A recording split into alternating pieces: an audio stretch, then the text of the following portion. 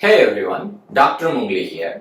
So I know that many of you might be having some difficulty in calculating number of ATPs that are coming from oxidation of glucose. So in this particular video, let me explain you how many ATPs that you get from oxidation of one glucose molecule under different scenarios.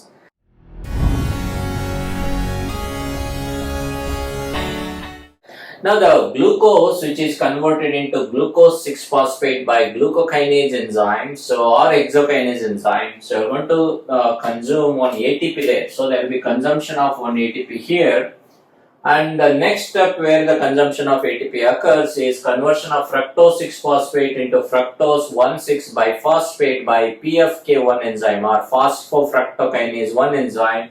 So there is a consumption of one more ATP. So far consumption of 2 ATPs has occurred here. So that's minus 2 ATP here. Now later on, so fructose 1,6-bisphosphate is converted eventually into 2 molecules of glycerolidate 3-phosphate, and these 2 molecules, when it becomes 2 molecules of 1,3-bisphosphoglycerate, there will be production of 2 NADH plus 2H plus molecule in the cytoplasm. Note that glycolysis is a cytoplasmic pathway. Now, later on, 1,3-bisphosphoglycerate converted to 3-phosphoglycerate, 2 molecules of 1,3-bisphosphoglycerate converted to 2 molecules of 3-phosphoglycerate. So, we are going to get 2 ATPs, and this is a substrate level phosphorylation done by phosphoglycerate kinase enzyme. Okay, now we get 2 ATP there. 2 ATPs consumed at this stage, so you are going to get 2 ATPs here. By this stage, net ATP gain is 0 because 2 minus 2 here, net gain is 0. Now, 2 molecules of 3-phosphoglycerate will be converted to 2 molecules of 2-phosphoglycerate, which will be converted into 2 molecules of phosphoenol pyruvate, and these 2 phosphoenol pyruvate will be converted to pyruvate, 2 molecules of pyruvate by pyruvate kinase enzyme, and at this step you are going to get 2 ATPs. And this is an example for second example for substrate level phosphorylation in glycolysis. First example is phosphoglycerate kinase step. Second example is pyruvate kinase step. So you got 2 ATPs. So by the time when your glucose is converted into oxidized into 2 pyruvate at the substrate phosphorylation level itself, you are going to get net 2 ATPs because 2 ATPs consumed here. You got 4 ATPs here. 4 minus 2. You get 2 net ATPs from the substrate level. Okay, now we need to consider what will happen to NADH plus H plus that are produced in the cytoplasm. Now it all depends on whether the cell has got mitochondria or if the cell has got sufficient oxygen. Now let's consider red blood cells. So the RBCs are the red blood cells which do not have mitochondria. So what they will do with 2 NADH plus 2H plus. So, red blood cells will make 2 pyruvates since my red blood cells do not have mitochondria. This is the mitochondria here. So, red blood cells do not have mitochondria. That means these 2 pyruvates, they will be converted into 2 lactate. 2 pyruvates will be converted to 2 lactate, wherein these 2 NADH plus H plus, they get into lactate dehydrogenase reaction and will be converted back into NAD plus, and it will get into glycolysis. This is the only reason why red blood cells will convert pyruvate into lactate, because to regenerate NAD plus. So overall, how many ATPs you get in red blood cells from the oxidation of 1 glucose into 2 lactate? So red blood cells will make 4 ATPs. These are the 2 plus 2, 4 ATPs and 2 ATPs consumed. So 2 ATPs consumed. So net 2 ATPs you are going to get. So this kind of glycolysis is referred as anaerobic glycolysis. Now, this kind of net 2 ATPs you are going to get in exercising skeletal muscles. Exercising skeletal muscle, you are going to get net 2 ATPs because they will conduct anaerobic glycolysis, or in the tissue where there is a myocardial infarction. Myocardial infarction tissue where there is anaerobic glycolysis is going on, you are going to get net 2 ATPs, or in the skin graft also there will be net 2 ATP generation. So these are all the example for anaerobic glycolysis where the ATP generation is 2. Alright, now let me explain you how many ATPs that you are going to get in the presence of oxygen and in the presence of mitochondria. Now the glucose is oxidized all the way into 2 pyruvate molecules. So let's stop at that point and see how many number of ATPs that we are going to get there. Okay, so initially we have consumed 2 ATPs there, and then in the substrate level I already told you that 2 ATPs come from phosphoglycerate kinase step, 2 ATP will come from pyruvate kinase step. So we have 4 ATPs there. So 4 minus 2 ATPs, we got net 2 ATPs from substrate level phosphorylation. Now we need to consider, because now we are dealing with the presence of mitochondria and presence of sufficient oxygen. So the NADH plus H plus produced in the cytoplasm here at glyceroldehyde 3-phosphate dehydrogenase step. So they will be transported into the mitochondrial matrix to get into electron transport chain. So how to transport these molecules? So the transport of NADH plus H plus into mitochondrial matrix, it needs a shuttle mechanism. So we have two kinds of shuttle mechanism. A default shuttle mechanism is glycerol phosphate shuttle mechanism. I'll write it as a glycerol 3-phosphate shuttle. So this glycerol 3-phosphate shuttle mechanism, so NADH plus H plus will be transported in as FADH2.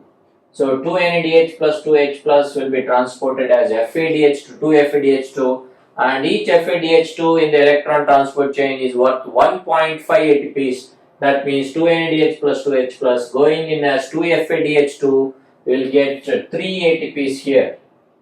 3 ATPs you get there. So that means if a cell uses a glycerol 3-phosphate shuttle mechanism, which is in fact a default shuttle mechanism for most of the cells, so you get 3 ATPs from cytoplasmic NADH plus H plus, and also already you got 2 ATPs from substrate level phosphorylation. So 2 plus 3, there you get 5 ATPs from conversion of glucose into 2 pyruvate using glycerol 3-phosphate shuttle mechanism. You're going to make 5 ATPs. Now, which is the other shuttle mechanism? Now, the other shuttle mechanism is a malate aspartate shuttle mechanism. So, in malate aspartate shuttle mechanism, the cytoplasmic NADH plus H plus, they will be transported into mitochondria as NADH plus H plus, NADH plus 2 H plus. Now, each NADH plus H plus in the electron transport chain is worth 2.5 ATPs. Now, since you have 2 NADH plus 2 H plus here, so they are worth 5 ATPs. That means you get 5 ATPs from 2 NADH plus H plus if a cell uses malate aspartate shuttle mechanism. So that means 2 ATPs you get at substrate level phosphorylation, and 5 ATPs you get in the mitochondria through malate aspartate shuttle mechanism. Total you get 7 ATPs from oxidation of 1 glucose into 2 pyruvate using malate aspartate shuttle mechanism. You're going to get 5 ATPs from 1 glucose to 2 pyruvate if you are cell using glycerol 3-phosphate shuttle mechanism. Okay, so this is how glucose will give you either 5 or 7 ATPs until when it is oxidized to 2 pyruvate. Now, since the cell has got mitochondria and electron transport chain running, so these 2 pyruvate can go down into the mitochondrial matrix, and in the mitochondrial matrix 2 pyruvates can be converted to 2 acetyl CoAs, and during this process 2 NADH plus H plus will be produced in the matrix of mitochondria. Now each NADH plus H plus is worth 2.5 ATPs. That is why 2 NADH plus 2 H plus, it is worth 5 ATPs here. And also note that you don't need to count shuttle mechanism for the mitochondrial NADH plus H plus because you don't need a shuttle there. So shuttle mechanism is needed only for cytoplasmic NADH H plus, not for the mitochondria, because they are already there in the mitochondria. So that means each NADH gives you 2.5 ATPs. So 2 NADH will give you 5 ATPs. So if your calculation is, if glucose is going into 2 pyruvate and further into 2 acetyl CoAs, how many number of ATPs that you get? So the total number, it all depends on what is the shuttle mechanism that your glycerol 3-phosphate, glycerol 3-phosphate dehydrogenase, NADH plus, how it will get down into the mitochondrial matrix. So by default, I already told you it is a glycerol 3-phosphate shuttle mechanism. That means you get 5 ATPs from 1 glucose to 2 pyruvate, that is 5 there, and additional these 5 ATPs from 2 pyruvate to 2 acetyl-CoA, so that is 5 plus 5, so you get 10 ATPs from 1 glucose going into 2 acetyl-CoAs. You are going to get 10 ATPs, and provided you are using glycerol 3-phosphate shuttle mechanism. Glycerol 3-phosphate shuttle mechanism, from 1 glucose to 2 pyruvate, you get 5 ATPs there, and 2 pyruvate to 2 acetyl-CoA, you get 5 more ATPs. So total 10 ATPs you get from 1 glucose to 2 acetyl-CoA using glycerol 3-phosphate shuttle mechanism. Now let's see how many ATPs you get if you use malate aspartate shuttle mechanism. So from 1 glucose to 2 pyruvate using malate aspartate shuttle mechanism, I told you we get 7 ATPs. Now you simply need to add these 5 ATPs to the 7. So 7 plus 5, so you get 12 ATPs using malate aspartate shuttle mechanism. So conversion of glucose into 2 acetyl-CoA using malate aspartate shuttle mechanism, you get 12 ATPs. Conversion of glucose into 2 acetyl-CoA using glycerol 3-phosphate shuttle mechanism, you are going to get 10 ATPs. Okay. Now let's see how many total number of ATPs that you get if these 2 acetyl-CoA get into TCA cycle.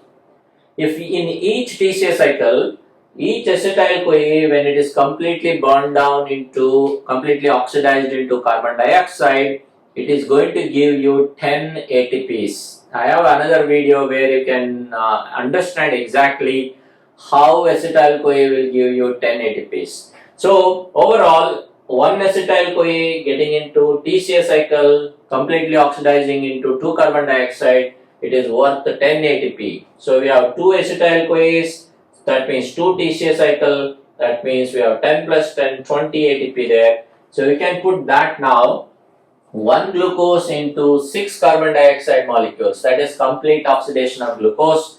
So that means you will add 20 ATPs to this side, so that becomes 30 ATPs if your cell uses glycerol phosphate shuttle mechanism, or if your cell uses malate aspartate shuttle mechanism, so you got to add 20 to this 12 here, that is 32 ATPs. This is the number here.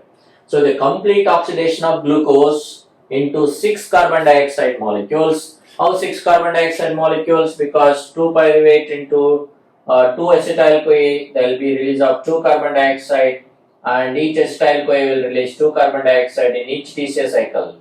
So that means we have 6 carbon dioxide here, 2 here, 1 acetyl-CoA, another acetyl-CoA 2 carbon, and pyruvate to acetyl-CoA 2 carbon there. So total 6 carbon dioxide will gives the complete oxidation of glucose. So if you completely oxidize glucose into 6 carbon dioxide molecules, and if the cytoplasmic NADH plus H plus uses glycerol 3-phosphate shuttle mechanism, you get total 30 ATPs. If your cytoplasmic NADH plus H plus uses malate aspartate shuttle mechanism, you are going to get 32 net ATPs. Okay, so this is what is the energetics of glycolysis. I hope this video has helped you in understanding overall energy that is coming from oxidation of glucose into pyruvate, or oxidation of glucose into acetyl-CoA, or oxidation of glucose completely into 6 carbon dioxide molecule. Thanks for watching, and see you in my next video.